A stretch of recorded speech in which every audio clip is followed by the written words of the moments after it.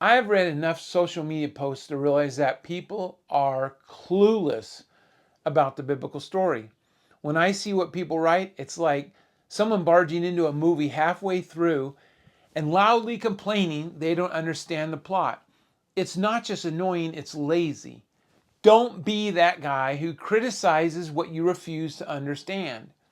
One example is when people try to point out inconsistencies among Christians, claiming they don't follow the Old Testament laws. The one that comes up many times is Deuteronomy 22. Deuteronomy 22:11 says, "Thou shalt not wear a garment of diverse sorts, as of woolen and linen together."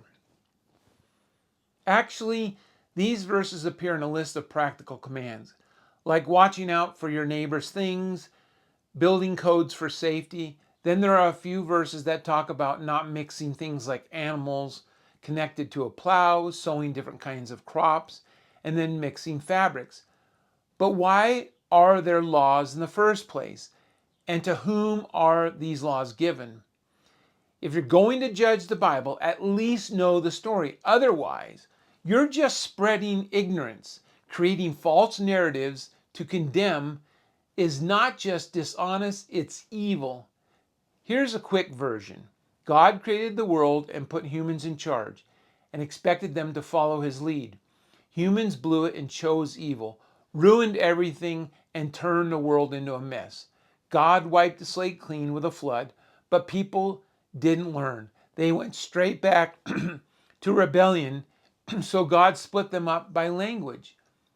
But that was never the plan. God always wanted one people who would follow him. So God chose a man whom we call Abraham to become a nation through whom he could accomplish his will. The people of this nation are to be different than other nations, but they are to ultimately be a blessing to all others. God calls his people to be different. God calls his people to be peculiar. Exodus 19:5. Now therefore, if ye will obey my voice indeed, and keep my covenant, then ye shall be a peculiar treasure unto me above all people, for all the earth is mine. What peculiar means is to be different, not necessarily weird, but different. Though people think others are weird if they do not, if they're not like everyone else. So when the Lord established the laws for Israel, he built into them commands that would remind the people that they were different. The idea behind the root word peculiar is property. A proper use of peculiar is to say something like, that uniform is peculiar to a certain team.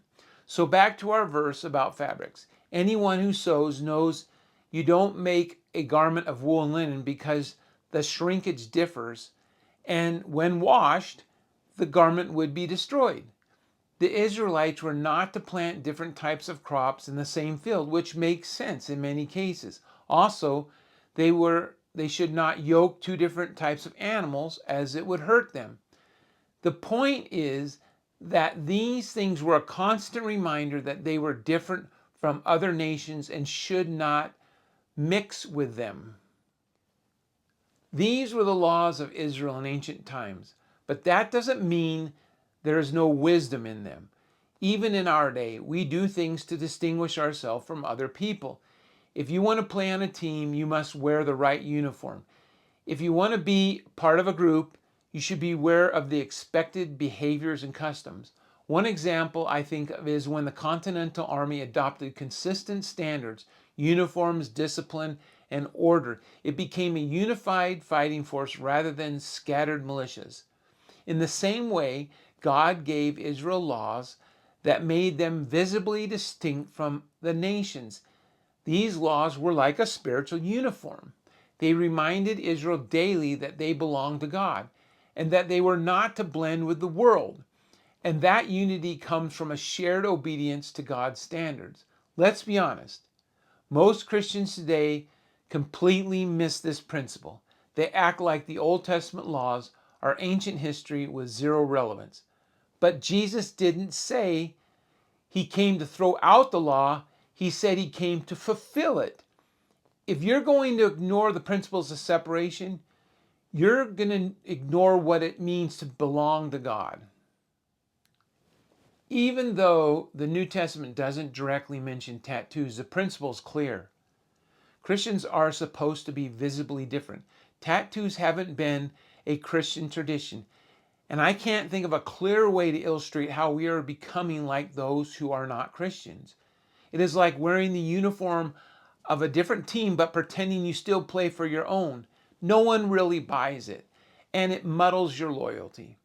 Our identity as God's people should be obvious, not hidden behind the world's customs. Leviticus 19:27-28. You shall not round the corners of your heads, neither shall thou mar the corners of thy beards. You shall not make any cuttings in your flesh for the dead, nor print any marks upon you. I am the Lord. These laws were to keep God's people from identifying with nations around them. Obviously, they failed to keep them, and they slowly became just like those who wanted nothing to do with God, and God had to judge, and they had to be judged. History is clear.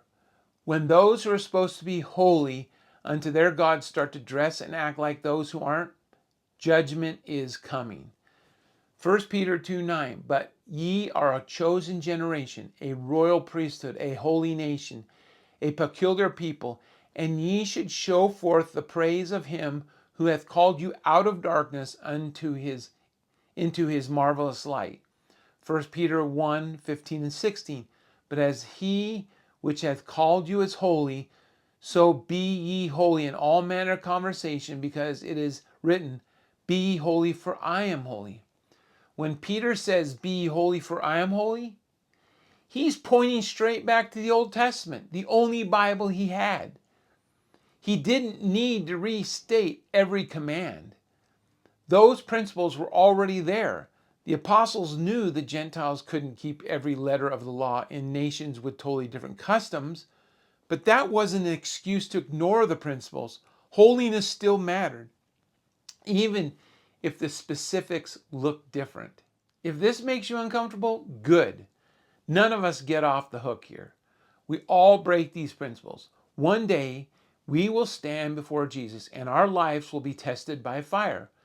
The more we've ignored holiness, the more it's going to sting when the truth comes out. Yes, I'm dealing with tough questions and giving honest answers.